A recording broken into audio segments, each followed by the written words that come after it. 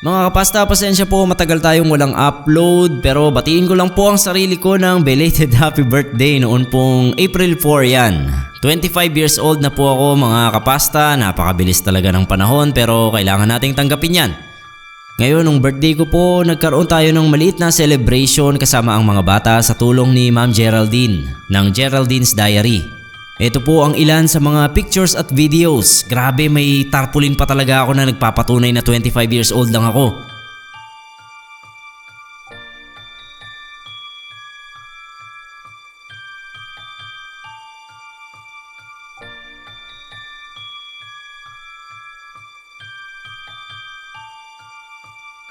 Ay nga po, maraming salamat po kay Ma'am Geraldine at sa lahat ng tumulong para sa event natin na yan. Maraming salamat din po sa lahat ng nag-greet sa akin sa Facebook. Hindi na ako nakapag-announce dito sa YouTube kasi hindi tayo nakapag-upload. Anyways, yun lang po mga kapasta, start na po tayo.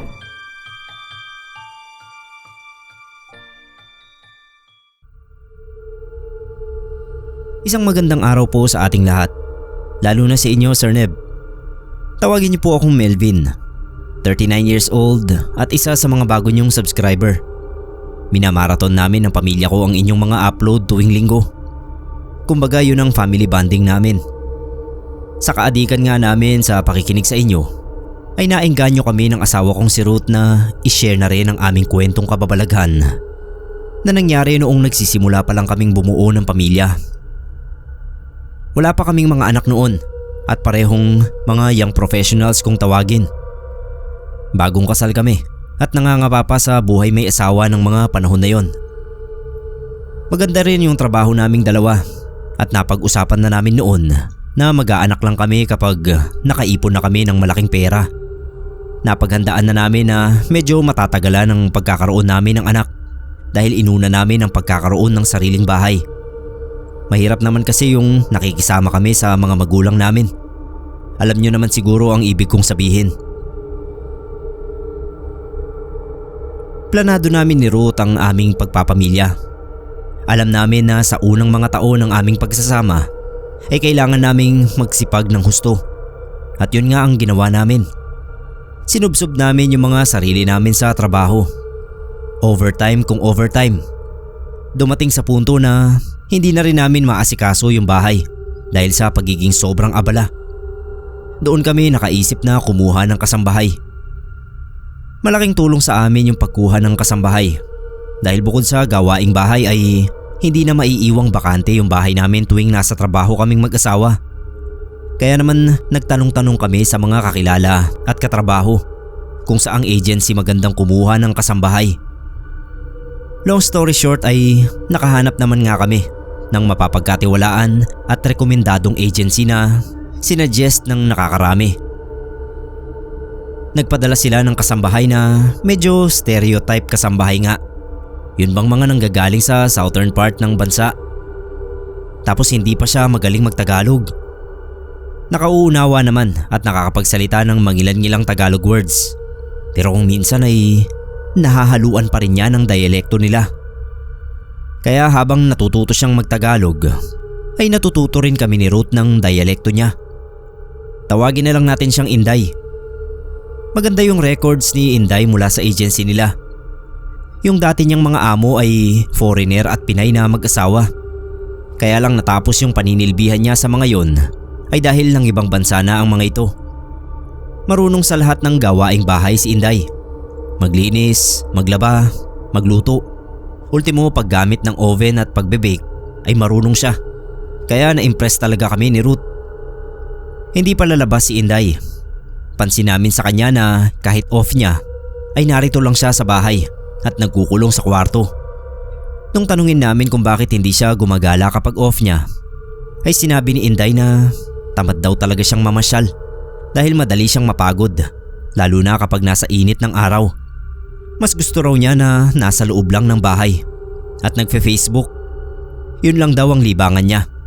Sinabihan namin siya na huwag magtitiwala kaagad sa mga nakakausap niya sa Facebook at huwag basta papupuntahin ang mga yon sa bahay. At lalong-lalo na huwag siyang makikipagkita ng hindi namin nalalaman. Kako kapag may gusto siyang kitain sa Facebook ay magpaalam muna siya sa amin. Nang sa gayon ay alam namin kung sino ang kasama niya.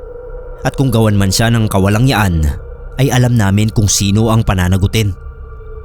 Masunurin naman si Inday at hindi minasama ang aming mga habilin sa kanya. Hindi rin naman nga siya palalabas at parang mas gusto nga niya na mag-asikaso ng bahay. Kaya lalo kaming natuwa ni Ruth sa kanya.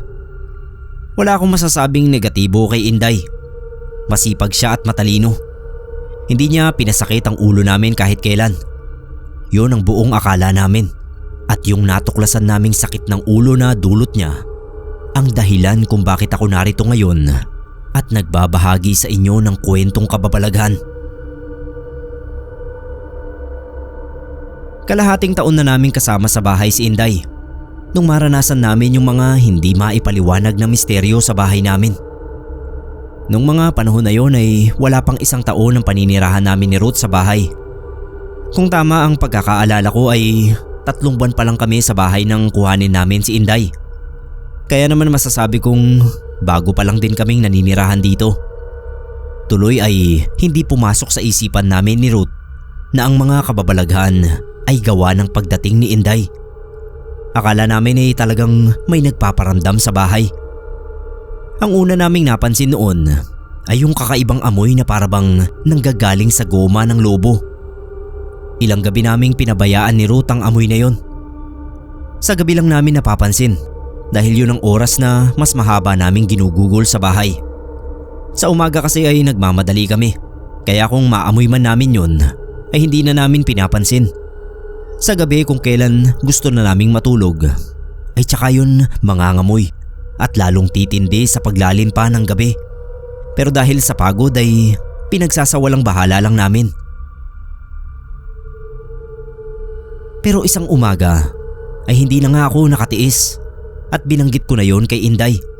Sabi ko, pakihanap kung saan nagmumula yung amoy lobo kasi masakit sa ilong kapag tumatagal na. Baka ako masama rin yon sa kalusugan.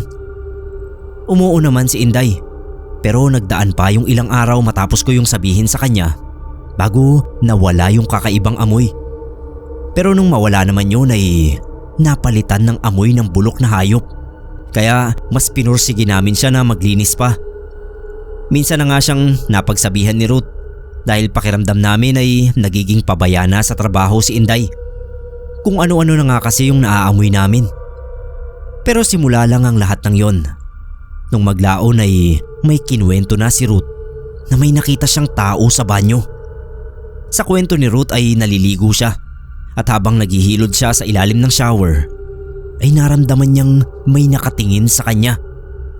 Akala raw niya ay ako kaya hindi siya nagulat nang may maaninag siyang hugis ng tao sa labas ng shower curtain. Tinatanong daw niya kung maliligo rin ba ako dahil nga alam niya ako yon. Pero nung muli niya yung nilingon at tinitigang mabuti ay napansin niyang mahaba ang buhok noon at nakalugay raw hanggang sa bewang. Kinilabutan siya pero inisip niya na baka si Inday yon. Pero hindi naman ganoon kahaba ang buhok ni Inday na halos hanggang makalampas lang naman ang balikat. Sa takot daw niya ay hinawakan niya yung shower head at akmang ihahampas yun sa kung sino mang nasa labas. Titig na titig daw siya roon habang sinusuot yung robe gamit lang ang isang kamay dahil nga hawak niya sa isa pang kamay yung shower head. Noong pagkahawi raw niya ng shower curtain ay wala namang tao sa labas. Nakahinga siya ng maluwag pero nagtatakbo pa rin palabas ng banyo. At doon nga siya nagkwento sa akin. Para lang hindi matakot si Ruth ay hindi ko na kinuwento sa kanya na bago siya lumabas ng banyo ay may nakita rin akong tao sa kwarto namin. Ang danas ko naman, nakaidlip pala ako habang naghihintay na matapos sa pagligo si Ruth. May katagalan kasi talaga siyang maligo. Kaya nga tuwing umaga ay sa banyo ako sa baba naliligo kapag nauuna siyang maligo sa banyo namin. Ayun na nga at nakaidlip ako. Hindi ko alam kung gaano kaigsi ang idlip na yon dahil nakadama ako ng kakaiba. Para bang hindi ako nag-iisa sa kwarto at hindi ko rin gusto yung presensya ng kung sino mang kasama ko. Kaya sigurado akong hindi yun si Ruth. Masakit yung ulo ko sa naantalang tulog. Kaya nung magmulat ako ng mga mata ay pupungas-pungas ako. may nakita akong nakatayo sa gilid ng kama na ang buhok ay napakahaba na medyo alon-alon. Kinusot ko yung mga mata ko at nang muli kong tignan ang taong yun ay wala na. Akala ko ay namamalikmata lang ako hanggang sa lumabas nga ng banyo si Ruth at ikwento ang nakita niya. Base sa description niya ay parang iisa lang ang nakita namin. Dahil nga hindi ko inamin kay Ruth na may nakita rin ako, ay pinagsawalang bahala lang din niya ang nakita niya. Pero sa totoo lang Sir Neb ay nung mga sandaling yun, naging mas sensitibo ako sa bahay namin. Nakakarinig ako ng mga yabag tuwing gabi. Mga yabag na nagmumula sa kisame. Imposible kasing sa bubong yun. Masyado namang malakas ang pandinig ko kung sa bubong nga nagmumula ang mga yabag, gayong mahihina lang yun.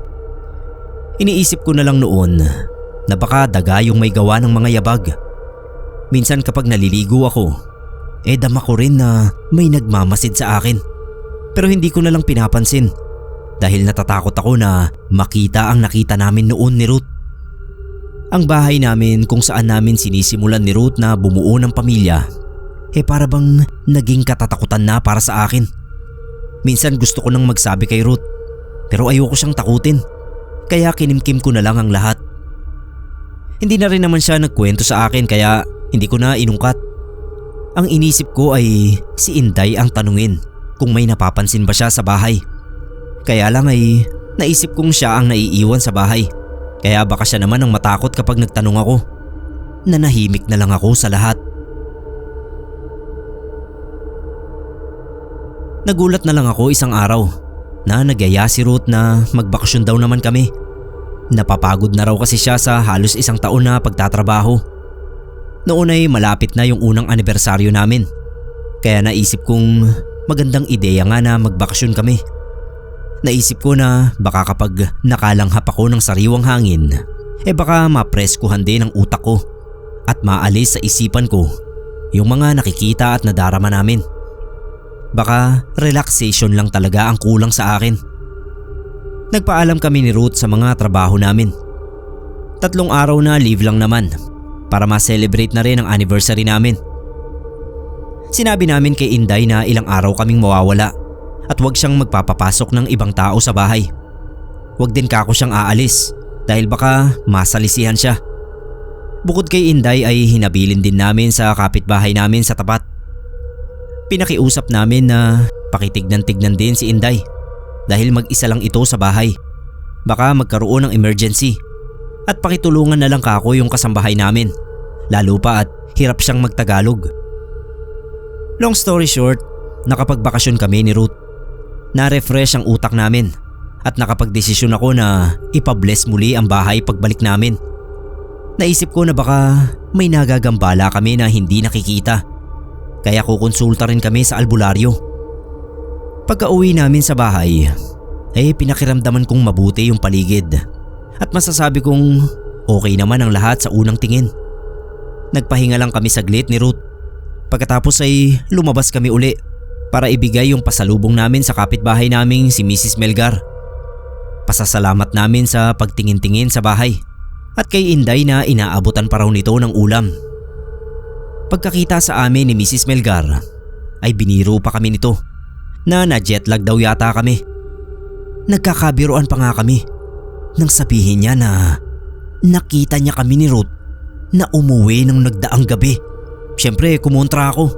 Sabi ko kauuwi lang namin ngayong umaga. Natameme si Mrs. Melgar at napalingon sa bahay namin. Nagtataka siya kung sino raw kaya yung nakita niyang mga anino doon sa bintana ng bahay namin. 3 raw yun na nakita niya kagabi na palakad-lakad sa may bintana namin. Kaya inisip niyang kaming mag-asawa at si Inday yun. Nagkatinginan kami ni Ruth. Tinanong ko pa yung kapitbahay namin, sigurado po ba kayo sa nakita nyo? Kaninang umaga lang ho kami dumating. Si Inday lang ho ang tao sa bahay hanggang sa kaninang umaga. Napaantanda si Mrs. Melgar at halatang kinilabutan. Pero ang naisip ko noon ay walang hiwaga sa mga aninong nakita ng kapitbahay namin ng nagdaang gabi. Pero maaaring totoong mga tao ang kanyang nakita. Baka may pinapapasok na iba si Inday kapag wala kaming mag-asawa. Nagpasalamat kami kay Mrs. Melgar at nakiusap na kung pwede ay sikreto muna namin ang kanyang nakita habang nag-iisip kami ni Ruth ng maaaring gawin. Sa kwarto kami nag-usap na mag-asawa at nagulat ako sa inamin ni Ruth. Natatakot na raw siya sa bahay namin dahil napapadalas na ang pagpapakita ng mga kung ano-anong nilalang. Ano bang pinagsasasabi mo? In denial pa ako niyan, kaya kunwari ay wala akong ideya sa sinasabi niya. Anong nilalang? Pustahan tayo. May pinapapasok na mga tao rito yang si Inday. Hindi pinansin ni Ruth ang huli kong sinabi. Sa halip ay ang sabi niya, bukod pa sa hugis ng tao na nakita niya sa banyo, ay minsan na rin siyang nakakita ng kamay na nakakapit sa gilid ng sliding glass window sa sala. Kamay lang daw talaga at kulay abuhin pa yun. Payat, mabuto at may mahahaba at abuhin din na kuko. Pinikit lang daw niya yung kanyang mga mata at nagdasal at nang muli niyang lingunin ang bintana ay wala na roon yung kamay. Kaya nga raw siya nagyaya na magbakasyon muna kaming dalawa dahil hindi na maganda ang pakiramdam niya sa kanyang sarili. Tinanong daw kasi niya si Inday kung may nadarama o nakikita ba itong nakakatakot sa bahay. Pero ang sabi raw nito ay wala. Ako naman daw ay hindi nagkukwento sa kanya na may nararamdaman din ako. Kaya nag-assume siya na wala akong nararanasang kababalaghan. Sigurado daw kasi siya na kung may nakikita ako ay magsasabi agad ako sa kanya. Pero dahil pati si Mrs. Melgar ay may nakita ng mga anino sa bahay, ay nabuhayan siya ng loob na meron talagang abnormalidad sa aming bahay. Sa puntong yun ay nakonsensya ako dahil iniisip pala ni Ruth na siya lang ang may problema dahil tinatago ko sa kanya yung mga nakita at naramdaman ko. Dahil doon ay napilitan akong ikwento sa kanya ang tungkol sa unang beses na nakita ko yung aparisyon na may mahabang buhok, yung gaya ng nakita niya sa banyo. May nagpaparamdam pa sa akin pero hindi ko pinapansin. Ayoko lang kasi na takutin ka kaya hindi ako nagkukwento. Nabatukan pa nga ako ng asawa ko dahil sa pag-amin ko. Kumbinsidong-kumbinsido si Ruth na may kababalaghan talaga sa bahay namin. Ako rin naman ay ganoon din. Pero ibang usapan para sa akin ang nakita ni Mrs. Melgar. Subukan lang nating mag-imbestiga. Huwag natin ipaalam kay Inday dahil may kutob ako na may kinalaman siya sa nakita ni Mrs. Melgar. Sir Neb, ewan ko ba kung mapagtiwala o utu-utu lang talaga yung asawa ko dahil hindi niya nakuha ang gusto kong sabihin. Tuloy ay pinaliwanag ko pa. Kako ay alam kong may mga kasama kami sa bahay na hindi naman dapat na narito. Pero ang nakita ni Mrs. Melgar ay maaaring mga tao talaga. Alam kong masama na magbintang pero naisip kong may pinapasok na mga tao si Inday. Doon lang naalarma si Ruth at dali-daling tinignan ng drawer niya ng mga mahahalagang gamit. Wala naman daw nawawala kahit nagalaw man lang sa mga alahas niya. Sabi ko kahit na, hindi naman natin kukumprontahin si Inday. Sabi ko maglalagay lang kami ng mga kamera nang hindi niya nalalaman para na rin makita namin ang ginagawa niya kapag wala kami. Malay mo, may makuhanan din kaming multo o ano. Ayaw ni Ruth sa ideya ko nung umpisa dahil ang naisip niya ay baka nga may makuhanan kaming kababalaghan sa CCTV. Pero para din nga malaman namin kung ano ang ginagawa ni Inday kapag wala kami, ay napapayag ko si Ruth na magpa-install kami ng mga hidden camera. Pinagawa namin yon isang beses na inutusan ko si Inday na mamalengke. Nag-absent talaga ako noon para lang masamahan yung mga naglalagay ng CCTV sa bahay namin at masiguradong ang paglalagyan nila ay hindi mapapansin ni Inday. Pagkatapos na mailagay yung 4 na kamera sa bahay, isa sa harapan, nakatutok sa gate, isa sa loob ng bahay na naka-install sa taas mismo ng pintuan para makita kung sino ang pumapasok. Sakop noon yung buong sala pati yung hagdanan. Isa sa may kusina na makikita rin pati yung backdoor. Doon din sa pinto sa kwarto ni Inday. At ang panghuling kamera ay nasa kwarto naming mag-asawa. Sa mga unang araw ay wala naman kaming napapansin na kababalaghan. Maliban sa napag-alaman namin na halos araw-araw palang umaalis si Inday at may mga kakaiba siyang gawi. Tinatapos muna niya ang lahat ng gawain. Pagkatapos ay tsaka siya aalis. Mawawala siya sa bahay ng mga 1 oras at may bitbit na isang eco bag pagka-uwi. Pero diretso siya sa kwarto niya at paglabas niya ay sa kusina naman ang diretso niya para magluto ng kung ano-ano na pinapasok din niya sa kanyang kwarto. Hindi namin alam kung pagkain ba yun dahil hindi naman namin ma-identify ang mga dahon at sangkap na pinaglalagay niya. Madalas din siyang tutok sa cellphone. Minsan ay may katawagan pa siya at dahil may audio ang camera ay naririnig namin ang mga sinasabi niya na kung pakikinggan ay para siyang may pinaplanong hindi maganda. May mga sinasabi siya tungkol sa pictures, personal na gamit, mga personal na impormasyon at kung ano-ano pa. Para siyang hitman kung magsalita. Pero dahil minsan ay sa dialekto niya kinakausap ang sino mang nasa cellphone ay hindi rin namin maunawaan ni Ruth ang ibig niyang sabihin. Naguguluhan kami sa kinikilos ni Inday at naroon din ang kilabot. Sa kakapanood namin sa kanya sa CCTV ay may napansin kaming manipis na usok na sumusunod sa kanya. Noong umpisa ay iniisip namin na depekto yon ng kamera. Pero nung magtagal ay napansin namin na kaming dalawa ni Ruth ay wala namang usok na sumusunod kapag nahahagip ng kamera. Tanging si Inday lang ang meron. Gusto na naming kausapin si Inday tungkol sa pinaggagawa niya. Una na roon ang halos araw-araw niyang pag-alis, gayong sa kanya na mismo nang galing na hindi siya palalabas. Malinaw na nagsisinungaling siya sa amin. At bukod pa roon, may ginawa siya na talagang nagpataas ng balahibo namin ni Ruth. Habang pinapanood namin siya sa CCTV mula sa kusina na nagluluto, parang naglag ang video. Naging parang robot ang galaw ni Inday at nagpipixelated ang paligid. Bali ang pwesto nga pala ng lutuan ay sa bandang kanan ng kamera.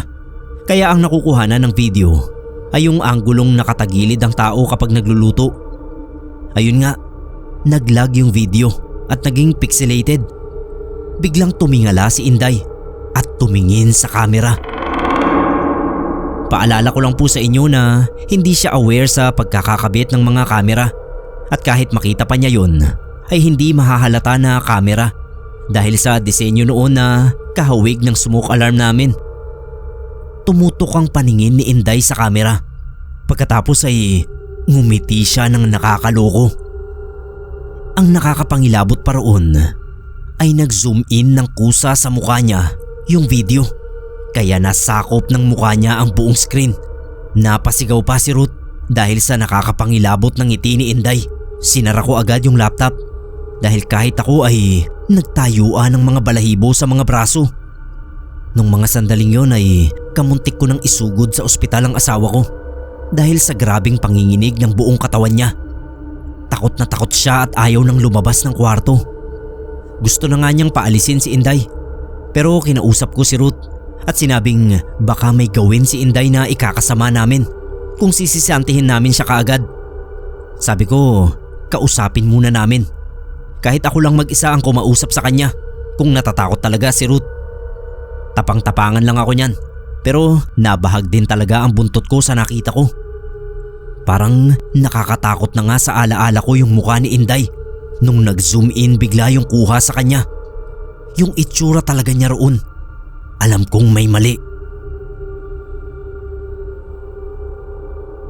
Para mabawasan ang takot ko kay Inday, ay tsinempo ko na araw ng sahod niya nang siya ay kausapin ko. Sinimplihan ko lang ang tanong ko sa kanya noon. Mahinahon lang din ako at inayos ko yung mga salitang binitawan ko. Wala hindi namin alam kung ano ang kaya niyang gawin base sa mga bagay na napanood namin sa kamera. Sabi ko lang sa kanya noon, Inday, wala ka ba talagang nararamdaman ng mga kababalaghan dito sa bahay? Kasi kami ni ate mo, meron talaga. Nagagambala na talaga kami at natatakot. Sir Neb, yan pa lang ang sinasabi ko. Pero kumanta na si Inday. Nagulat talaga ako dahil inamin niya lahat ng ginagawa niya at maluha-luha siya habang paulit-ulit na humihingi ng tawad. Patawarin lang daw namin siya at huwag paalisin ay ititigil na niya ang kanyang mga ginagawa. Ano bang ginagawa mo? Tanong ko pa. Kalmado pa rin pero natatakot na ako. Ang sabi ni Inday, natuto siyang mambarang at gumamit ng mga espiritu doon sa huli niyang amo. Yung amo niya na ng ibang bansa na. Yun daw amo niyang babae ay ginayuma yung amo niyang lalaki. Kaya nagpakasal ang mga ito. Yung babae mismo ang nagkwento sa kanya at kalaunan nga ay tinuruan pa siya para daw may sideline siya. Sa umpisa ay puro gayuma lang ang tinuturo sa kanya noong babae. Napapakinabangan nga raw niya yon at nagkakaroon siya ng mga kliyente sa Facebook. Pero nung may lumapit sa kanya na gustong magpabarang, ay nagtanong siya sa amo niya kung marunong din ito ng ganoon. Tinuruan din nga siya na mambarang at mangkulam. Pero konti pa lang daw ang alam niya dahil natatakot siyang gumamit ng mga espiritu at demonyo. Doon talaga ako kinilabutan nang banggitin niya ang mga demonyo. At doon ko na rin sinabi kay Inday na naghihinala nga kami ni Ruth na may ginagawa siyang hindi maganda. Kaya kami naglagay ng kamera sa bahay. Ayaw naming pagbintangan ka nang wala kaming solidong katibayan. Kaya kami nagpa-install ng mga kamera. Yan ang sabi ko. Iyak lang ng iyak si Inday at nagsusori. Naawa naman ako kasi maayos naman nga siyang magtrabaho. Yun lang talagang mga kababalaghan na siya pala ang may sanhi ang inaangal namin ni Ruth. Ayon kay Inday ay may 2 espiritu na naninirahan sa bahay bago pa siya dumating. Naging aktibo lang daw yun nang magsimula siyang gumawa ng mga ritual. Malamang daw na ang mga yun ang nagpaparamdam sa amin. Sabi ko hindi lang sila basta nagpaparamdam sa amin, nagpapakita rin. Binanggit ko rin sa kanya yung tungkol sa nakita raw ni Mrs. Melgar at doon parang nagulat si Inday. Sabi niya ay 2 lang ang alam niyang nananahan sa bahay namin. 2 lalaki raw na tumatagos lang sa pader at hindi naman nanggugulo. Sa sinabi niyang yun ay doon naman nadagdagan ang takot ko dahil babae ang nakita namin ni Ruth. Ang sabi ni Inday ay aalamin niya kung sino o ano ang babaeng nakita namin ni Ruth. Kako ay paalisin niya ang mga unwanted visitors namin at palalampasin na lang namin ni Ruth ang mga ginawa niya sa bahay. Pumayag naman si Inday at nangako na hindi na nga magre-ritual at tatanggap ng kliyente na siya pala niyang mga kausap sa Facebook at kinakatagpo kapag umaalis siya. Ilang araw ang nagdaan at nagkusa si Inday na magpaalam. Nagulat ako kasi akala ko ay ayos na ang usapan namin. Medyo kinabahan din ako dahil baka nagalit siya sa amin at gawan kami ng masama. Pero ang sabi ni Inday ay aalis siya para hindi na kami guluhin noong babaeng nagpapakita sa amin. Siya raw pala kasi ang sinusundan noon. Hindi niya pa raw alam kung gabay niya o ano ang babaeng yon. Pero hindi maganda ang intensyon nito sa bahay namin kaya aalis na lang siya. Lilinisin daw niya ang bahay mula sa mga negatibong enerhiya na nadala niya bago siya umalis at isasama niya yung babae at susubukang paalisin yung 2 lalaki na sinasabi niya. At totoo nga ang sinabi niya, Sir Neb. Mula nang umalis si Inday ay parang may nawalang kulob sa bahay namin. Hindi na kami kumuha ng kasambahay na hindi namin kilala pagkatapos niya. Sa halip ay mga kakilala o kamag-anak na lang ang kinuha namin. 3 taon makaraan yun ay nagbuntis si Ruth at doon na nagsimula ang pamilya namin. Sa ngayon ay wala na kaming balita kay Inday. Hindi naman kami galit sa kanya. Nagpapasalamat pa nga kami sa kanya dahil kahit papano ay naging maayos ang samahan namin. Kung nasaan man ngayon si Inday, sana ay nasa maayos siyang kalagayan.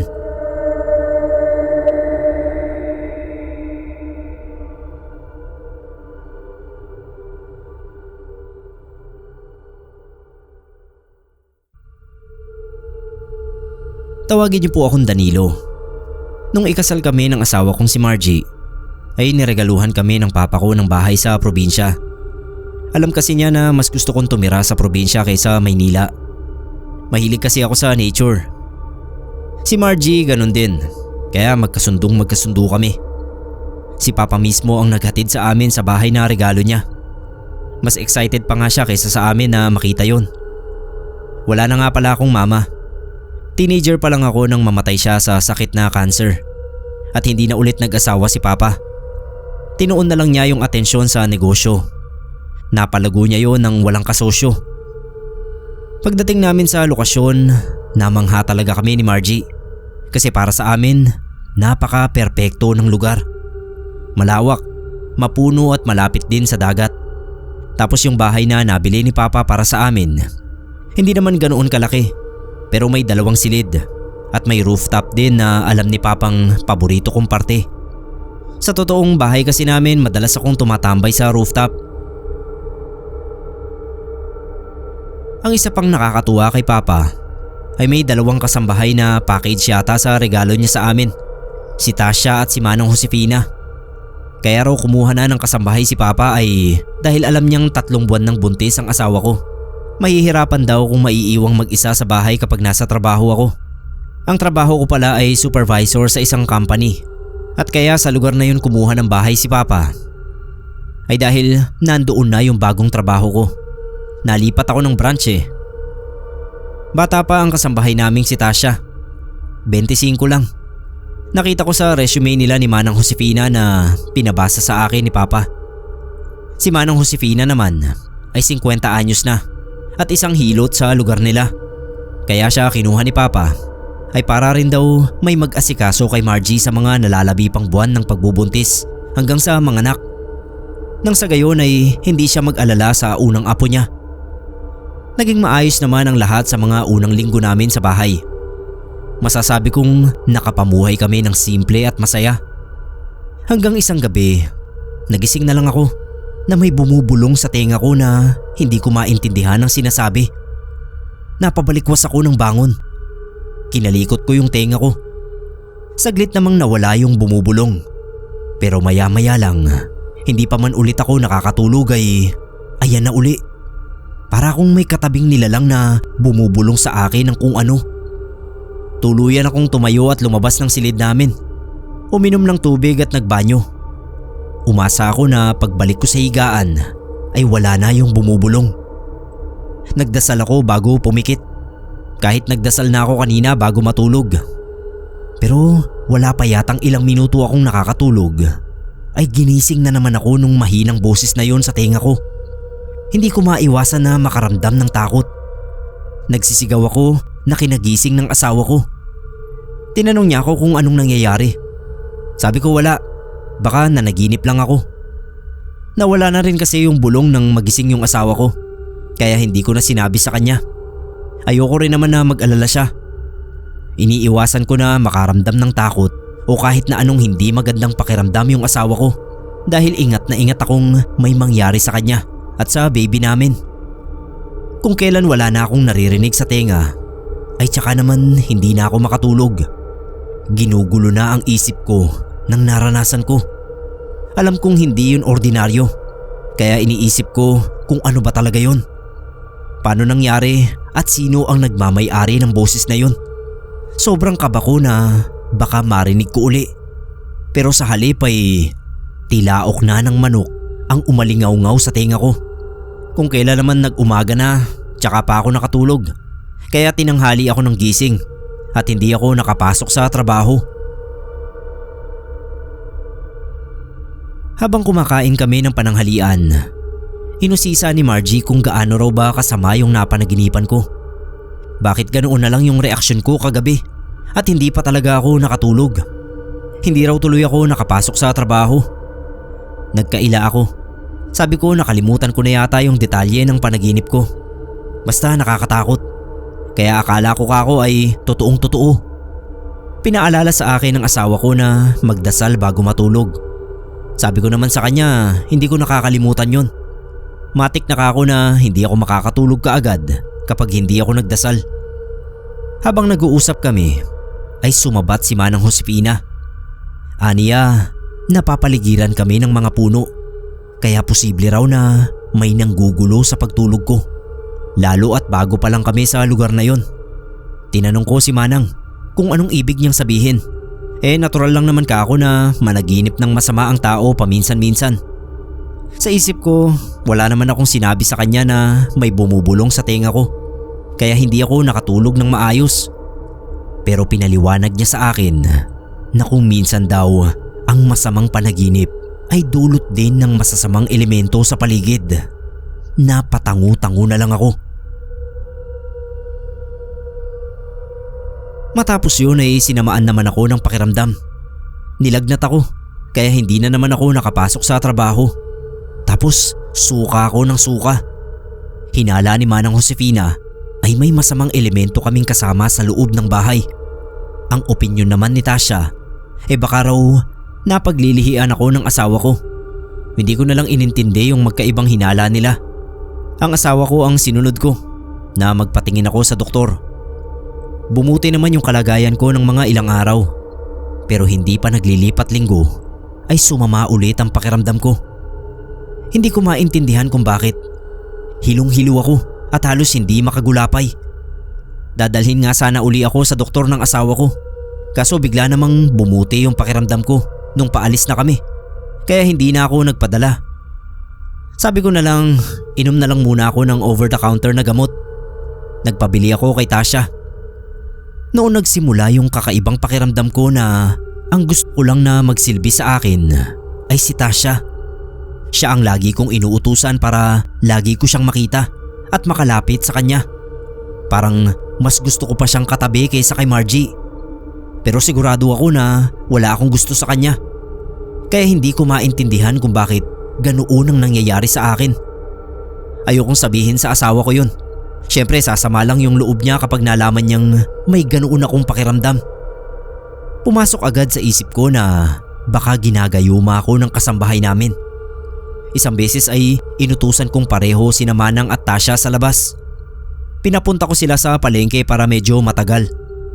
Para magkaroon ako ng pagkakataon na maghalughog sa silid nila. Baka may makita ako roon na gamit ng mangkukulam. Sa gamit ni Tasha agad ako naghalungkat. Sumunod pati kay Manang Josefina. Pero nabigo akong makita yung pruweba. Ewan ko nga ba't pati si Manang Josefina pinagdududahan ko. Siguro naisip ko lang din noon na baka siya ang may kaalaman sa panggagayuma at sa kanya nagpapagawa si Tasha. Ang lala ng duda ko nung panahon na yon. Ang masama pa noon, nahuli ako ng asawa ko sa kwarto ng mga kasambahay namin. Hindi agad ako makaisip ng idadahilan kung bakit ako nandoon. Kaya ang nasabi ko na lang, naghahanap ako ng gamit ng mangkukulam. Pakiramdam ko kasi ay kinukulam ako. Napagalitan ako ni Margie. Ang sabi niya, mukha raw bang mangkukulam yung mga kasambahay namin. Ang babait nga raw sa amin ng mga yun. Tapos pag-iisipan ko ng masama. Humingi na lang ako ng tawad at nakiusap akong sa aming dalawa na lang ang ginawa ko. Kaso nung mga sumunod na araw ay mas lumala pa yung pagkagusto ko kay Tasha. Kasabay ng pagsulpot-sulpot ng pagsama ng pakiramdam ko. Pangit mang pakinggan pero pinagnanasaan ko na nga siya. May mga pagkakataon na pakiramdam ko gustong gusto ko siya. Pero may pagkakataon din naman na bumabalik ako sa wisyo na hindi ko talaga siya gusto. Lumaki tuloy ang pagdududa ko na ginagayuma talaga niya ako. Kaya naisipan kong kumonsulta sa isang albularyo. Hindi ko na lang pinaalam kay Margie ang plano ko. Mag-isa akong nagtungo sa bahay ng albularyong nirekomenda sa akin ng kasamahan ko sa trabaho. Lumabas sa ginawang pagtatawa sa akin ng albularyo na isa nga sa mga kasama ko sa bahay ang gumagawa sa akin ng masama. Ayon sa albularyo, ang tinutukoy niya ay isang babae na may mahaba at itim na buhok. Hindi ganoon kaganda pero may kaakit-akit na pangangatawan. Tugmang-tugma yun kay Tasha. Mag-ingat daw ako dahil mabagsik na gayuma ang ginagamit sa akin. Maaaring makamatay. Galit na galit ako nang malaman ko yon. Kaya sa harap ng albularyo ay nakapagbanta ako na Palalayasin ko ang babaeng yon sa bahay namin dahil sinisira niya ang pamilya ko sa ginagawa niya sa akin. Kung hindi mapalayas ay baka mapatay ko pa. Sinabihan ako ng albularyo na huminahon. Kapag daw pinalayas ko ay hindi ibig sabihin na mawawala na ang bisa ng gayuma.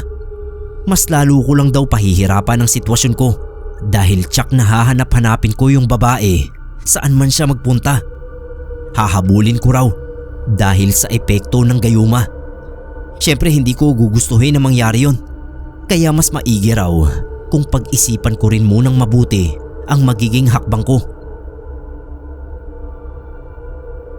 Tinanong ko yung albularyo kung may magagawa siya para kontrahin yung gayuma. Inamin niya na hindi siya sigurado kung makakaya niya pero susubukan niya. Binigyan niya ako ng mga kakaibang dahon. May dasal daw ang mga yon kontra gayuma. Nguyain ko lang isang beses sa isang araw tuwing 6:00 ng hapon. Mga 5 minuto kong nguyain bago itapon. Ingatan ko lang daw na hindi yun makikita ng babae dahil alam niya kung anong uri ng dahon ng mga yon. Alam niya na pangontra yon sa gayuma niya. Kailangan ko raw gawin yun sa loob ng 13 gabi at saka palang mawawala ang gayuma na kinabit sa akin. Gustong-gusto ko na sanang sabihin sa asawa ko ang nangyayari sa akin. Kaso binilinan ako ng albularyo na wag ko muna yung gagawin hanggat hindi pa natatapos ang pinapagawa niya sa akin sa loob ng 13 gabi. Asahan ko rin daw na may mga pagkakataong mawawala pa rin ako sa sarili. Sasama ang pakiramdam at maaakit sa kasambahay namin hanggat hindi ko pa naisa sa katuparan ang pangontra. Kapag nagtagumpay daw ako na matapos ang misyon, ay kusa na raw aalis ang nanggagayuma sa akin dahil malalaman niya na may ginawa akong pangontra. Isang gabi tulad ng sinabi ng albularyo ay dumating na naman ang pagkakataon na yon na parang nahihipnotismo ako kay Tasha. Bigla na lang gusto ko siyang puntahan. Paglabas ko ng silid namin ay nakita ko siyang nag-aabang na sa akin. Hinawakan niya yung kamay ko at hinila ako sa loob ng banyo. Aminado ako na hindi ko na nakontrol ang sarili ko nun at nangyari ang hindi dapat mangyari sa pagitan naming dalawa sa ilalim ng gayuma. Kinabukasan nang mahulasan ako ay sukang-suka ako sa nagawa ko. Kahit sinabi ng albularyo na hindi ko pa dapat paalisin sa bahay si Tasha hanggat hindi pa natatapos ang ginagawa naming pangontra, ay hindi ko napigilan ang sarili ko. Sinabi ko kay Margie na okay na si Manang Josefina na lang ang kasambahay namin. Paaalisin ko na si Tasha. Hindi ko inaasahan ang naging reaksyon ng asawa ko. Nagalit siya sa akin at ayaw niyang paalisin si Tasha. Giliw na giliw siya sa kasambahay namin na yon. Nalaman ko pa mula kay Manang Josefina na si Tasha raw ang gustong-gusto ni Margie na nagsisilbi sa kanya. Kapag siya ang lalapit ay pinapaalis daw siya. Kaya naman lalo akong nabahala. Parang pati kasi yung asawa ko ay nagagayuma na rin ni Tasha.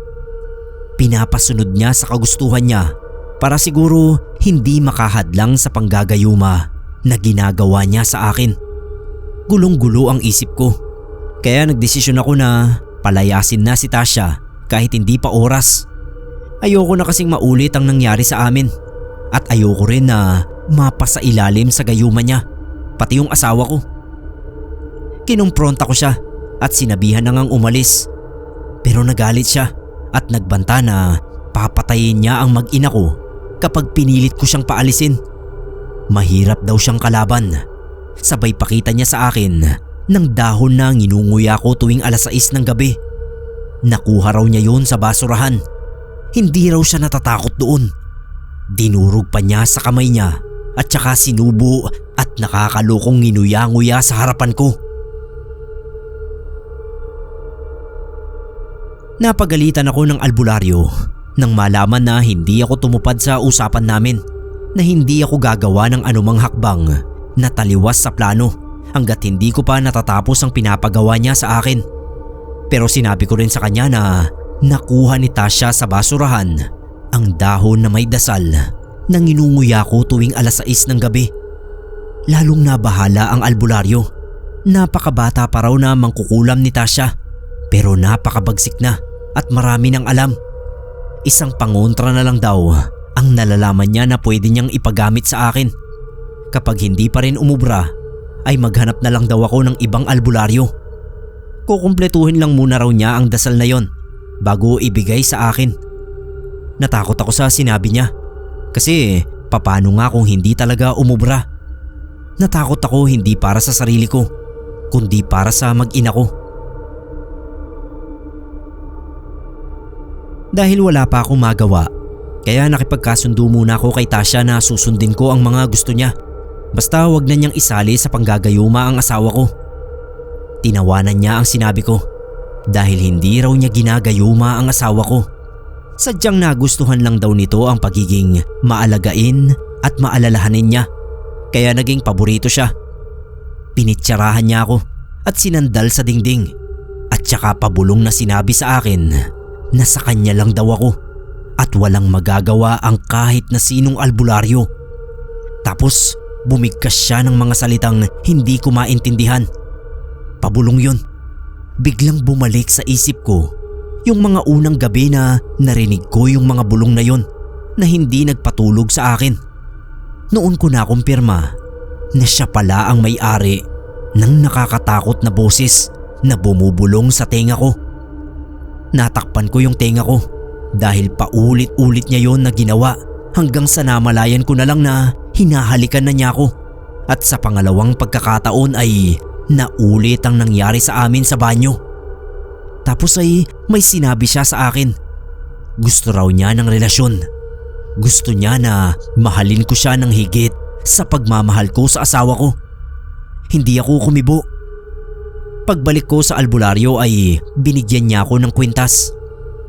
Magsisilbing liwanag daw yon na sisilaw sa gayumang ginagamit ng kasambahay namin, kaya hindi na e-epekto sa akin ang gayuma. Ayon pa sa kanya, bukod sa kinumpleto niyang dasal, ang pendant ng kwintas ay nagtataglay din ng orasyon at bendisyon mula sa bundok ng Banahaw. Yun na lang daw ang huling pangontra na maibibigay niya sa akin. Umuwi ako na hati ang pag-asa at pag-aalin lang ang nararamdaman ko. Paano kasi kapag hindi pa rin yun umubra, hindi ko na alam ang gagawin ko. Pagdating ko sa bahay ay nadatnan ko si Margie na nakahiga sa sofa. Nasa gilid niya si Tasha at hinihilot ang ulo niya. Masakit daw kasi ang ulo niya. Nginitian ako ni Tasha ng ngiting nakakaloko. Pero nung mapatingin siya sa kwintas ko, ay nagbago ang reaksyon ng mukha niya. Yung tipong nabigla. Kumunot ang noo niya at basta na lang na iniwan ng asawa ko. Tinatawag pa ni Margie si Tasha pero lumapit agad ako at sinabi kong ako na ang maghihilot sa ulo niya. Sa isip-isip ko, mukhang umepekto ang kwintas na binigay ng albularyo. Sa tingin ko ay natakot si Tasha at nagbigay sa akin yun ng pag-asa na makakawala na talaga ako sa gayuma. Kailangan ko na siyang mapaalis sa bahay sa lalong madaling panahon. Naniwala ako sa sinabi niya na hindi niya ginagayuma ang asawa ko. Akala ko ay ako lang talaga at dahil may pangontra na ako, kaya buo ang loob na pinaalis ko siya sa bahay. Ang kaso nung wala na siya ay walang ginawa si Margie kundi ang umiyak. Hinahanap niya si Tasha. Gusto raw niya na nasa tabi lang niya si Tasha. Kapag si Manang Josefina ang nagsisilbi sa kanya, ay nagagalit siya at binabato pa niya ng kung anong bagay na mahawakan niya. Alam kong hindi niya ugali yun. Napakabait ng asawa ko. Hindi niya yun magagawa, lalo na sa matandang gaya ni Manang. Lumaki pa naman siyang walang nanay, kaya lahat ng matatandang babae ay tinuturing niyang nanay. Hindi lang ako sa asawa ko nag-alala, kundi pati na rin sa anak namin na nasa sinapupunan niya. Dahil sa labis na pag-aalala, ay napilitan akong hanapin ulit si Tasha. Nakipagkita ako sa papa ko at sinabi ko sa kanya lahat ng nangyari sa amin. Inalam ko rin kung saan ba niya nakuha si Tasha dahil kailangan ko ulit siyang makita para kay Margie. Sabi ni papa nakuha niya sa agency yung dalawa. Nag-alala rin siya na kung pababalikin ko si Tasha ay mas malalang problema ang mangyayari. bakit hindi ko na lang daw subukan na maghanap ng iba pang albularyo na makakapagpagaling kay Margie. O kaya paggawan ko rin ang gaya ng pangontra ko. Sabi ko kay Papa, sinubukan kong isuot sa asawa ko yung kwintas na pangontra galing dun sa albularyo. Pero pilit niya yung hinubad at nakita ko na lang nga sa sahig. Mukhang malala ang gayumang ginawa ni Tasha para kay Margie. Kaya namroblema talaga ako ng husto. Maaaring hindi ka panipaniwala sa iba, pero walang araw talaga na hindi umiyak ang asawa ko sa sobrang kalungkutan niya sa pag-alis ni Tasha. Daig pa niya ang namatayan na hindi matapos-tapos ang pagluluksa. Alam kong naaapektuhan na ang baby namin sa loob ng tiyan niya. Hanggang isang araw, hindi ko alam kung ikatutuwa ko o ano nang makita ko ulit si Tasha na nakatayo sa harap ng bakuran namin. Nabigla ako pero hindi ako nagpahalata sa kusa niyang pagbabalik. Ang sabi niya, nabalitaan niya na hinahanap ko siya. Hindi pa ako nakakasagot nang dire-diretso na siyang pumasok sa bahay. Nilampasan ako at tinungo agad si Margie. Ang asawa ko naman tuwang-tuwa nang makita siya at sabi pa niya ay hinding-hindi na siya aalis. Nakita ko na hindi maganda ang tingin ni Manang Josefina kay Tasha. Siguro dahil alam din niya ang nangyayari sa aming mag-asawa na kagagawan ni Tasha. Nung gabing yun ay pula ang kulay ng buwan, yung tinatawag nilang blood moon. Hindi ko alam kung bakit kinikilabutan ako. Siguro ay dahil alam ko na mas malakas ang kapangyarihan ng mga nilalang na may alam sa kapangyarihang itim kapag ganoon ang buwan. Lalo tuloy akong natakot para sa amin ni Margie. Pero nakaplano na sa isip ko na hindi ako titigil sa paghahanap ng mahusay na albularyo. Maalis ko lang si Tasha sa buhay namin. Kasalukuyan akong nasa terrace at nakatingala nang marinig kong may kumalabog sa kusina. Nung puntahan ko, si Manang Josefina ang nakita ko. Nangingisay ang katawan niya at tutumbasa na sa sahig. Mabuti na lang at nakakapit siya sa upuan. Tapos inalalayan ko hanggang sa kwarto nila ni Tasha. Wala roon si Tasha. Nasa silid namin at pinapatulog ang asawa ko. Tinanong ko si Manang kung anong nangyari. Sabi niya sumama lang yung pakiramdam niya. Huwag ko raw intindihin at okay lang siya. Nagpasalamat siya at meron din siyang sinabi sa akin. Tutulungan daw niya ako sa problema namin kay Tasha. Hindi raw matatapos ang gabi nang hindi nawawakasan ang problema naming mag-asawa sa gayuma ng isa pa naming kasambahay. Tinanong ko siya kung papaano, pero hindi niya sinagot. Hayaan ko raw muna siyang magpahinga sandali. Naguguluhan ako nun. Hindi ko maintindihan ang ibig niyang sabihin. Ang unang naisip ko ay baka may alam din siya kung papaano labanan ng isang tulad ni Tasha na isang mangkukulam. Hindi naman niya siguro iniisip na patayin dahil matanda na siya para makulong pa. Kaya naging palaisipan talaga sa akin ang sinabi niya. Dahil ayaw pang palabasin ni Margie sa kwarto namin si Tasha, kaya umakyat muna ako sa rooftop. Doon ako nahiga habang pinagmamasdan ang namumulang buwan. Nagdasal din ako na sana nga ay magkatotoo ang sinabi ni Manang na matatapos na ang problema namin sa gayuma ni Tasha. Napapaidlip na ako sa rooftop namin nang bigla akong magising sa malakas na ihip ng hangin. Tinignan ko yung oras sa relo ko. 1:00 na pala ng madaling araw. Nagmamadali akong bumaba sa rooftop para i-check yung asawa ko. Nakita kong maayos nang natutulog sa silid namin si Margie at wala na roon si Tasha. Tatabihan ko na sana sa pagtulog yung asawa ko nung bigla akong makarinig ng komosyon na parang nangyayari sa likod ng bahay namin. Kinabahan ako pero lumabas pa rin ako ng bahay para tignan kung ano yun. Bit-bit ko yung itak. Nagulat ako nang makita ko si Tasha at Manang Josefina na naghaharap. Kaya nagtago agad ako sa gilid ng pader namin. Ang mas kinabigla ko ay yung itsura ni Manang Josefina. Nanlilisik yung mga mata niya. Nanghahaba ang mga kuko. Yung balat niya ay nagkaroon ng maraming gatla na mabalahibo. Sa madaling salita ay nagmistula siyang aswang. Mabagsik din ang anyo ni Tasha, pero bukod sa nanlilisik ang mga mata ay wala nang nabago sa itsura niya. Hindi ko pa sana maiintindihan ang nangyayari kung hindi lang sila nagsalita.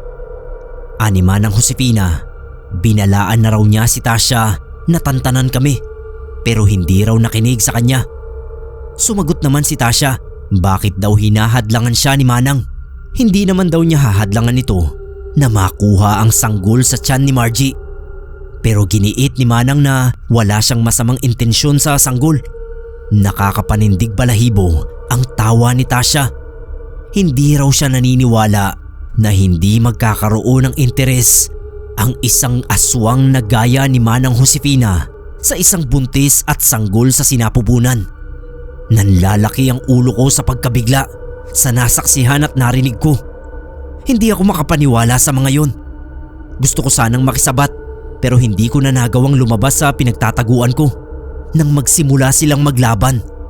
Mangkukulam, laban sa aswang. Bata pa si Tasha, mas maliksi at malakas pero mukhang mas lamang sa kaalaman at kahusayan sa pakikipaglaban si Manang. Kaya unti-unti niyang napanghina ang puwersa ni Tasha hanggang sa tuluyang bumagsak.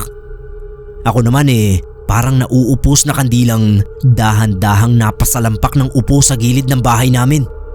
Para kasi akong mababaliw nun sa nasaksihan ko. Hindi ko mapaniwalaan na parehong may lihim ang dalawa naming kasambahay. Nadaanan ako ni Manang at sinabi niya sa akin na tapos na ang problema namin. Hindi ako makakibo. Nung pumasok na sa bahay si Manang ay napatingala na lang ako sa pulang buwan. Tapos ay lumipat ang tingin ko sa nakahandusay na si Tasha. Nagsara ng silid nila si Manang Josefina kaya hindi ko na siya nakausap matapos ang pangyayaring yon. Naghintay ako hanggang sa mag-umaga para makausap ko siya.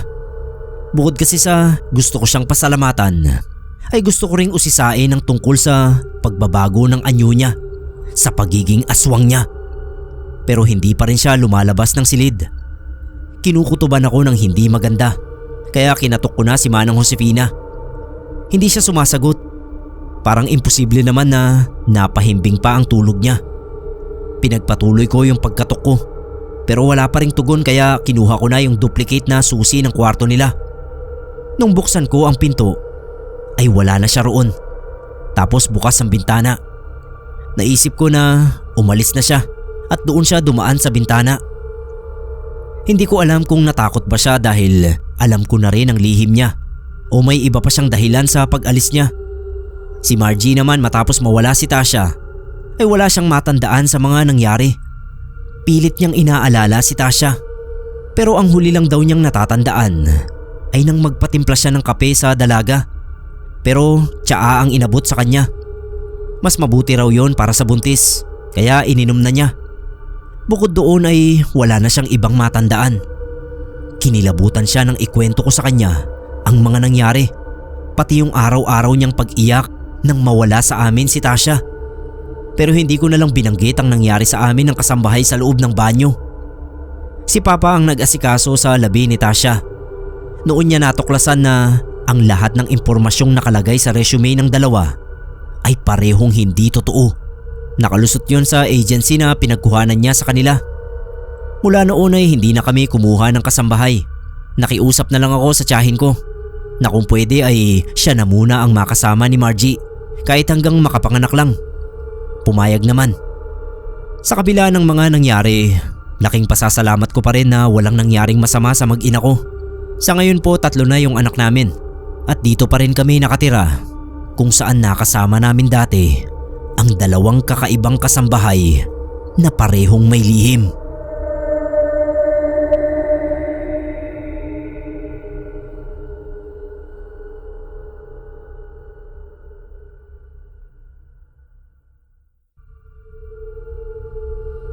Magandang araw sa inyo mga kapasta. Nakapag-submit na ako dati ng kwento dito. Tungkol sa multo sa office yung kwento na yon. Pero ito Sir Neb, iba naman. Marife ang pangalan ko. Faye na lang for short. Galing ako sa isang religious na pamilya. Dati akong choir sa simbahan namin. At yung family namin noong bata ako ay laging nasa simbahan tuwing linggo. May pinsan akong pare. Nakapag-ipon kami dati at nakadalaw na kami sa Vatican City. Nakita pa namin si Pope John Paul II noong mga panahong buhay pa siya. At dahil din sa bakasyon naming yun, ay may nabili akong kwintas na krus na ang sabi ay mismo ang Santo Papa ang nagbendisyon. Ganun kami kadiboto. Nadala ko rin ang pagiging religious ko sa naging pamilya ko ngayon. James ang pangalan ng asawa ko. Professor siya sa isang university malapit dito sa amin. May dalawa kaming anak. Isang 9 years old si Dorothy at ang bunso na 6 years old si Dante. Pareho silang nag-aaral. Isang gabi na pag-usapan namin ni James na kumuha ng kasambahay kasi hindi na namin kaya na bantayan yung dalawa naming anak na mabilis na lumaki.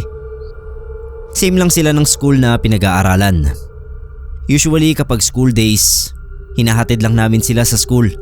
Tapos ay tsaka naman kami pupunta sa kanya-kanya naming trabaho. Binibilin ko na lang sa ibang teachers doon yung dalawa naming anak kasi nga nasa trabaho din kami.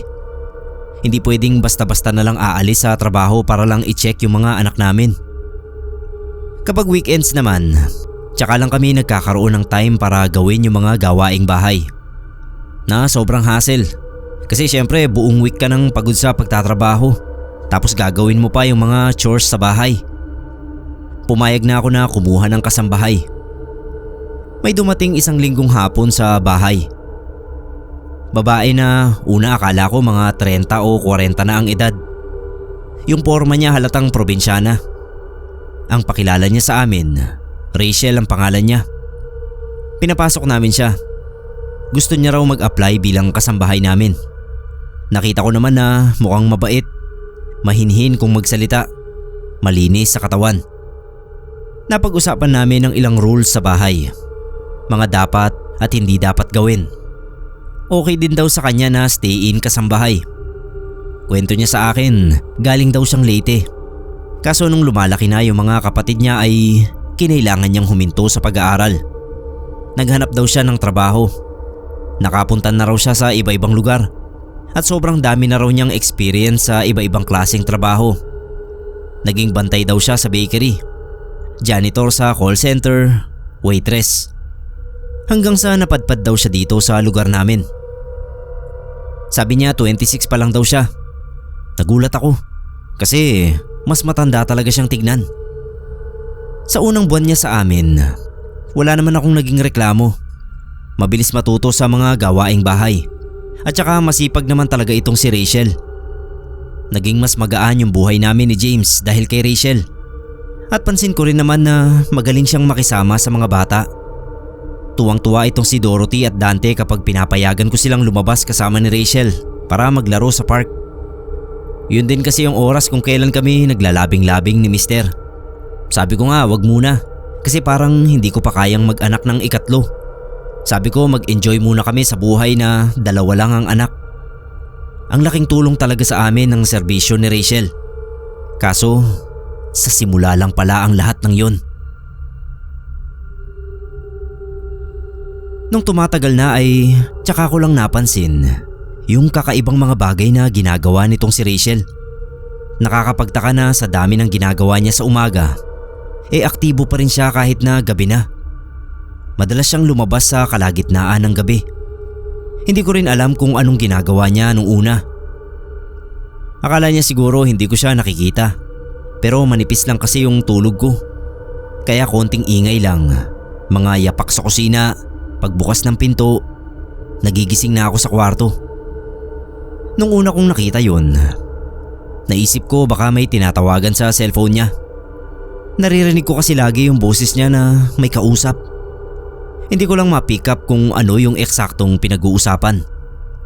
Hinayaan ko na lang kasi baka may boyfriend pala itong si Rachel o kaya may kamag-anak na namimiss sa Leyte. Kaso nung tumagal, na-curious din ako. Gumana yung pagiging tsismosa ko na naman ako ata sa mama ko. Sinundan ko siya isang gabi. Sinakto ko talaga na weekends kinabukasan. para kahit mapuyat ako walang trabaho sunod na araw. Naghintay ako sa kwarto. Pinauna ko nang matulog si James. Matagal din akong nakatingala lang sa kisame habang naghihintay. Nung marinig ko yung mga yapak ni Rachel, dahan-dahan akong lumabas. Hindi na ako nagtsinelas para wala talagang ingay na gagawin yung hakbang ko. Nakita ko na kumuha siya ng tira-tirang pagkain sa may ref. Sinabawang isda. Nilagay niya yung isang piraso sa mangkok at nilagyan niya rin ng sabaw at kanin. Tsaka siya lumabas. Pumuesto lang ako sa bintana para kahit papano nasa tagong lugar ako at malinaw kong makikita yung pupuntahan niya sa labas. Tumayo siya sa tabi ng bakod namin tapos sumipol ng mahina. Kumunot yung noo ko kasi anong ginagawa niya dun?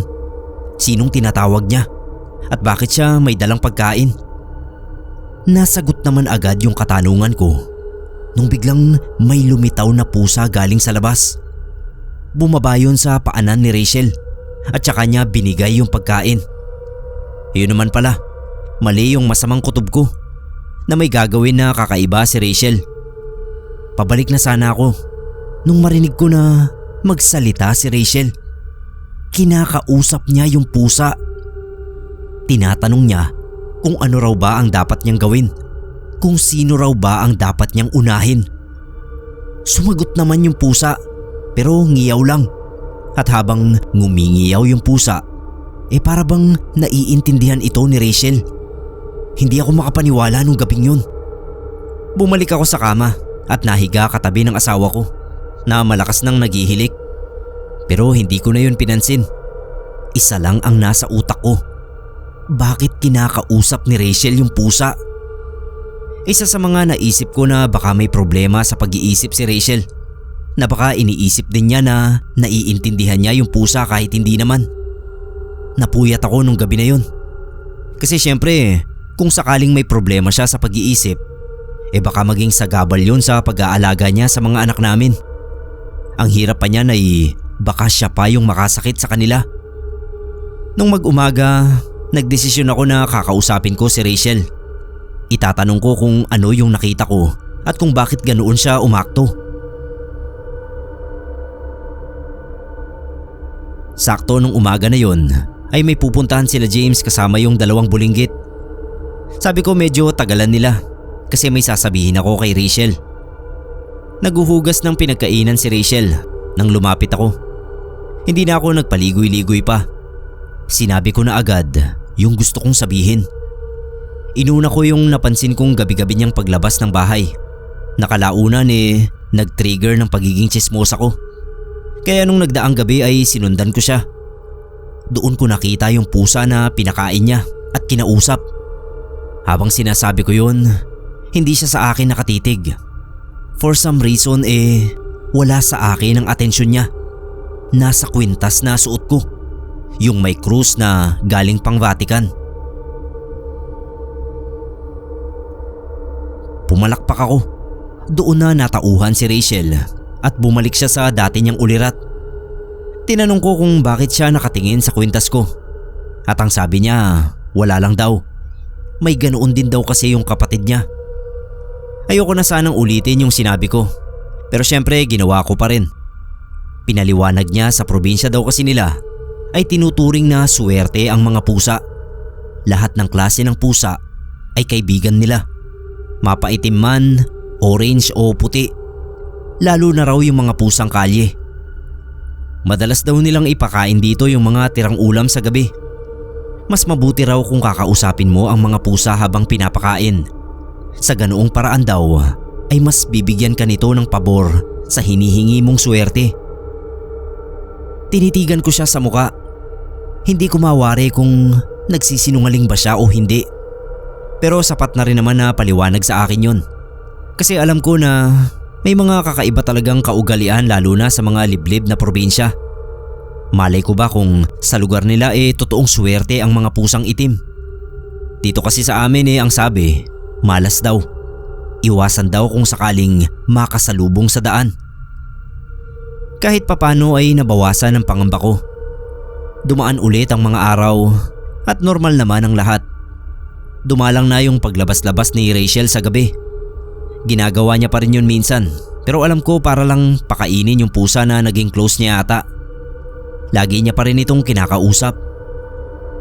Kaso mga 1 buwan after noon, may nangyari na naman na pumatong uli sa pagdududa ko kay Rachel. Late kami pareho ni James na umuwi. Tinext ko si Rachel na siya na lang ang bahala sa mga bata kasi mga 10 PM pa ang uwi naming dalawa. Nung mga panahon na yon ay malaki na yung tiwala ko kay Rachel. Madalas na rin namin silang iwan sa kanya kaya hindi na rin naman kami nagdududa. Pagdating sa bahay, dumiretso agad si James sa katabing 7-Eleven para bumili ng makakain naming dalawa. Sabi kasi ni Rachel, tulog na raw yung mga bata. Siyempre dumiretso agad ako doon sa kwarto nila. Bahagyang bukas yung pinto. Sumilip ako at nakita ko si Rachel na nakaupo sa tabi ni Dorothy sa kama. Hawak-hawak niya yung kamay ng anak ko. Ang higpit nung hawak niya. Tapos pinagpapawisan si Rachel. Hindi ko alam kung anong nangyayari. Tinulak ko yung pinto. Tapos tinanong ko siya kung anong ginagawa niya. Siyempre malakas yung boses ko. Nagulat siya. Binitawan niya agad yung kamay ng anak ko. Tumayo siya at parang naghahanap ng mga salitang sasabihin. Masama raw yung pakiramdam ni Dorothy. Kaya sinamahan niya sa pagtulog. Gusto raw holding hands sila. Halata sa boses ni Rachel yung konting takot sa akin. Sabi ko ako na yung bahala. Lumapit ako. Hinawakan ko yung leeg ni Dorothy. Totoo nga, may konting sinat siya. Sakitin pa naman itong si Dorothy mula pa noong baby siya. Tinignan ko yung kamay ni Dorothy. May pantal na kulay violet. Unti-unting nawawala yung pantal na yon. Hindi ko alam kung bakit may ganoon. Nung buksan ko yung ilaw, wala na yung pantal. Naglaho na. Tanong ko sa sarili ko, namamalikmata lang ba ako? Nung makabalik si James, kumain muna kami. Sinabi ko na may sinat si Dorothy. Lagnat laki lang daw yon. Sigurado raw bukas gagaling na rin yung sinat niya. Pero hindi yun nangyari. Mas tumaas yung lagnat ni Dorothy kinabukasan. Hindi na namin siya pinapasok sa school. Kami na yung naghatid kay Dante sa klase niya. Si Dorothy naiwan kay Yaya Rachel niya. Nung makauwi kami, grabe na yung panghihina ni Dorothy. Kinakabahan na ako nun. Kaya sinugod na namin siya sa ospital. Tinignan ng doktor si Dorothy. Nabawasan yung kaba ko nang sabihin na simpleng lagnat lang daw ang dumapo sa panganay ko. Niresetahan lang siya ng doktor at nakauwi na din kami agad. Nung una gumaling naman si Dorothy sa mga gamot na ininom niya. Nakikipaglaro na nga kay Dante at sabi pa papasok na raw siya kinabukasan kasi baka may mga assignment siyang hindi nagawa. Sumunod na araw, balik uli yung lagnat ni Dorothy. Sobrang taas na ng lagnat niya na kapag hinahawakan ko yung noo niya para akong humahawak sa nagbabagang uling. Hindi na namin alam ni James kung bakit ganoon ang nangyayari. Paulit-ulit lang na ganoon. Dadalhin namin siya sa ospital. Saglit na titignan ng doktor. Sasabihin na wala naman daw malubhang komplikasyon after dumating ng mga test. Tapos sunod na araw, babalik ang lagnat. Halos hindi na ako makatulog kapag iniisip ko kung ano bang nangyari kay Dorothy. Ang nakakapagtaka kasi, habang nilalagnat si Dorothy, napansin ko na si Rachel para bang bumabata yung itsura. Nasabi ko na ang tungkol sa weirdo niyang mukha na hindi tugma sa edad niya. Ewan ko ba, nawala bigla yung mga wrinkles at tagyawat niya sa mukha. Kuminis yun at naging mapusyaw ang kulay. Kalaunan, nagkasakit na rin si Dante. Nung unang gabi pa lang na nilagnat si Dorothy, hiniwalay na namin si Dante sa kanya. Pero nagkasakit pa rin, katulad ng nangyari sa ate niya. Hindi rin malaman ng doktor kung ano ba yung sakit nila. Parehong diagnosis ang binigay sa dalawang anak ko. Simpleng lagnat lang daw ang meron sila. May isang katrabaho ang nakapagsabi sa akin na baka hindi doktor ang makakapagpagaling sa mga anak ko. Baka raw kasi hindi basta-bastang sakit o lagnat ang dumapo sa kanila. Dalhin ko raw sa albularyo. Wala namang mawawala sa akin kung patitignan ko. Baka doon pa nga raw sila gumaling. Kinausap ko muna si James syempre. Kasi sa pagkakaalam ko talaga ay hindi siya naniniwala sa mga ganoon. Mga faith healer, manggagamot at albularyo. Pero dahil desperado na kami nung mga panahon na yon, ay pumayag naman siya. Nung mismong araw na aalis kami para dalhin sa albularyo ang mga anak namin, naiwan mag-isa sa bahay si Rachel. Ang alam niya sa doktor kami pupunta. Bago ako lumabas ng bahay, tinanong ko siya kung bakit iba yung itsura niya. Napangiti siya. Baka raw dahil sa sabon namin. Nung isara ko yung pinto, narinig ko yung tawa niya galing sa loob ng bahay. Habang gumaganda si Rachel parang mas nakakatakot yung mga kilos at galaw niya. Sumakay na rin ako sa kotse at tumungo na kami sa albularyo. Malayo yung bahay ng albularyo na sinabi nung kaibigan ko. Nagtanong pa kami sa 3 tao na nadaanan namin para masiguro kung saan nga ba talaga yung bahay ng albularyo. Pagdating namin, meron pang ginagamot na babae. Sinaniban daw. Ayaw tumingin ni James kaya sinamahan niya na lang yung mga bata sa kotse. Pinanood ko talaga kung paano pinalo-palo nung albularyo ng halaman yung matandang babae na sinasabi nilang sinasaniban daw. Nagsasalita na ito sa boses na panlalaki. Tapos kitang-kita ng 2 kong mata na habang nakahiga umaangat yung katawan nito ng mga ilang pulgada siguro. Napaalis naman ng albularyo yung demonyo sa katawan ng babae. At sa pagkakataong yun, alam kong hindi peke yung napuntahan namin. Pakilala nung albularyo sa amin, siya raw si Ka George. Dating magsasaka. Kaso isang araw, pinakitaan ng isang banal na santo. Simula raw noon ay nagkaroon na siya ng kapangyarihan para manggamot ng mga may sakit. Pinaupo niya sina Dorothy at Dante sa may sofa nila. Halos hindi makatayo yung 2 anak ko dahil sa panghihina. Una, pinagpantay niya muna yung hinliliit nila sa kamay. Tapos tinanong kung sino-sino raw ba ang nakakasalamuha ng mga bata sa araw-araw. Sabi ko wala namang iba. Ako, si James na asawa ko, mga kaklase nila, teacher, tapos yung kasambahay namin na si Rachel. Yun lang, wala nang iba. Tinanong niya kung may kakaiba raw bang inaakto yung yaya ng mga bata. Doon na ako nagsimulang magkwento ng mga napapansin ko kay Rachel.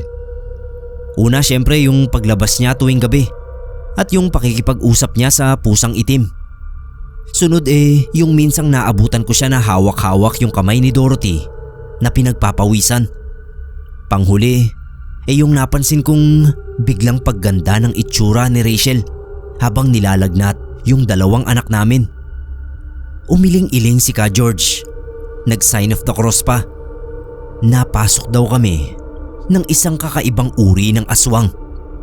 Sabi ni Ka George, marami raw kasing uri ng aswang. Merong mga nangangain ng laman ng tao, humihigop ng dugo. Meron ding mga nagaanyong hayop tulad ng aso o kaya ay itim na pusa. Meron namang tinutubuan ng pakpak at lumilipad sa gabi. Malamang si Rachel daw ay yung klase ng aswang na tinatago ang tunay nilang anyo. May kakayahan silang humigop ng lakas ng isang tao. Iyon ay sa pamamagitan ng paghawak nila sa kamay ng gusto nilang biktimahin. Kaso mas matagal daw nilang mahahawakan ng biktima ay mas maraming enerhiya raw ang makukuha nila mula rito. Hindi talaga ako makapaniwala. Grabe yung tiwala na binigay ko kay Rachel kahit pa may mga pagdududa ako. Tama pala ang hinala ko nung una pa lang. Sabi ni Ka George, ang importante raw ay magamot muna ang 2 bata. Nagsindi siya ng kandila tapos nagdasal. May kinuha siyang maliit na sanga ng kahoy na kulay brown. Ang sabi niya, kagatin lang daw nila Dorothy at Dante yung sanga habang nagdarasal siya. Sumabay na rin kami sa pagdarasal. Nakita ko talaga yung sanga ng kahoy unti-unting nawawalan ng kulay Nung matapos ang pagdarasal ni Ka George, may sinuot siyang kwintas sa dalawa kong anak. Sa dulo ng kwintas, parang may pangil ng kung anong hayop. Kailangan lang daw ng pahinga ng magkapatid. Gagaling na raw ang mga ito. Nagpasalamat ako sa kanya, pero sabi niya hindi pa raw tapos kasi nasa bahay pa namin si Rachel. Kung sakaling umuwi raw kami doon at bigla na lang siyang kumprontahin, ay baka magalit daw ito sa amin. Baka kung ano pang mangyari kung sakali. Sasama daw siya sa amin at siya mismo ang gagawa ng paraan para mapaalis ang aswang na gumambala sa pamilya namin. Sa biyahe, tinuro ng albularyo sa aming mag-asawa ang mga dapat naming gawin pagdating sa bahay. Kinakabahan ako habang nagpapaliwanag si Ka George, pero para sa mga anak ko, gagawin ko ang lahat, kahit pa ang kumalaban ng isang aswang. Simple lang ang plano. Una, papasok kami ni James at magkukunwaring nakakonfine sa ospital ang magkapatid. Ibibigay namin sa kanya yung tinapay na naglalaman ng sikretong pulbos na binudbod ni Ka George doon sa tinapay. Pagbukas ko pa lang ng pinto, nagulat ako kasi nakaupo lang sa kusina si Rachel. Nilapitan ko siya. Binigay ko yung tinapay. Sinabi ko na nasa ospital pa yung magkapatid. Naglungkot-lungkutan pa si Rachel. Kawawa naman daw si Dorothy at Dante. Nung makita ko na sinubo niya yung isang piraso ng tinapay, hindi ko na inalis pa yung tingin ko sa kanya. Naubo siya nung una, tapos lumala yung ubo niya. Nakita ko na lumitaw sa pisngi niya yung makapal na ugat. Gumagana na yung nilagay na pulbos ni Ka George. Tinatanong ni Rachel kung anong klaseng tinapay daw ba yung pinakain namin sa kanya. Hindi kami sumagot. Natumba siya. Sumusuka sa sahig. Pinanood lang namin ni James si Rachel na magpagulong-gulong doon. Hanggang sa magsimula na siyang magbago ng anyo. Lumitaw sa balat niya yung makapal na balahibo na kulay itim. Yung mata niya naging matalas na pula. Humahaba rin yung kuko niya at pati ngipin sa bibig ay dumami at humaba rin. Yumakap ako kay James kasi sobrang takot na ako sa nasasaksihan ko. Nung matapos yung pagbabagong anyo niya, bigla siyang tumayo. Naghanap ng pwedeng matakasan. Nakita niya yung bintana at agad siyang tumakbo doon. Pero imbis na makalabas ay naumpog siya sa invisible na harang na nakalagay sa bintana. Pumasok na si Ka George. Kaya siya huling pumasok ay may nilagay siyang mga agimat sa palibot ng bahay. Yun daw ay para hindi basta-basta makalabas ng bahay si Rachel. Oras na gumana na yung gamot at lumabas na ang tunay niyang anyo. Tumayo ulit si Rachel. Humarap siya sa amin at nilabas niya yung pangil niya sa bibig. Para na siyang isang mabangis na hayop. Malayong malayo siya sa Rachel na pinagkatiwalaan ko noon.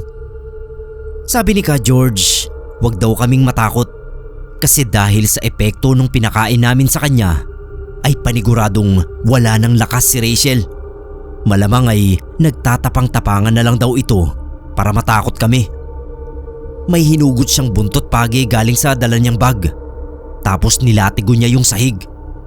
Naging maamong tupa bigla si Rachel.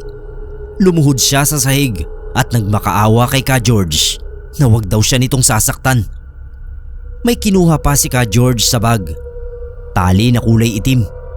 Nilapitan niya yung aswang. Pinadapa sa sahig.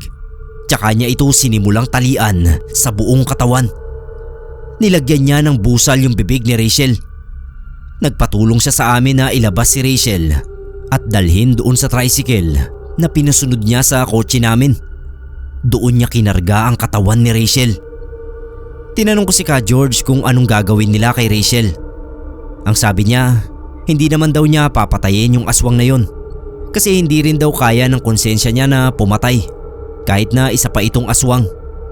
Paparusahan lang daw niya ng konti si Rachel at saka niya ito ililigaw sa malayong gubat para hindi na makabalik pa sa lugar namin. Nagpasalamat ako kay Ka George. Nagbigay ako sa kanya ng medyo malaking halaga ng pera kasi Napakalaki ng naitulong niya sa amin. Kung hindi dahil sa kanya, ay hindi sana gumaling yung mga anak namin. At saka hindi sana namin nalaman na may lihim pala ang kasambahay na ilang buwan na rin naming kasama. Yun nga lang nung makaalis na si Ka George, doon lang namin napansin na iniwan niya pala yung perang binigay ko. Katabi ng pera ay may iniwang sulat si Ka George. Ang sabi niya doon, hindi raw siya tumatanggap ng salapi kapalit ng mga ginagawa niya. Sapat na raw sa kanya na pinakain namin siya at pinagkatiwalaan. Tapos noon, pinapasok na rin namin sa kwarto nila yung magkapatid. Laking gulat namin. Kinabukasan masigla na yung dalawa. Maayos nang kumain at kita na sa mga mata nila na wala na yung iniinda nilang sakit. Ang laking pasasalamat ko talaga kay Ka George. Matapos yung pangyayaring yun ay mayat maya naming binibisita si Ka George. Hindi talaga siya tumatanggap ng pera. Pero kapag pagkain, nako hindi siya tumatanggi. Tuwang-tuwa siya kapag dinadalhan namin siya ng pizza.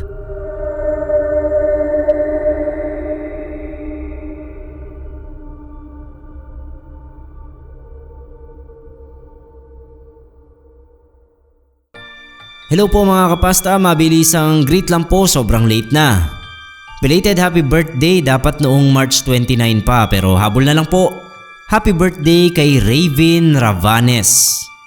Sorry late na yung greet ko pero habol na lang, happy birthday kay Raven Ravanes. Tapos mabilis ang shoutout din po kay Ma'am Charina Ramos. Sorry po ma'am, late ko na rin nagawa yung shoutout pero shoutout po sa inyo Ma'am Charina Ramos. Anyways, yan lang po ang episode natin para sa araw na ito. Muli po, ako po si Neb Quero. Magandang gabi po sa inyong lahat.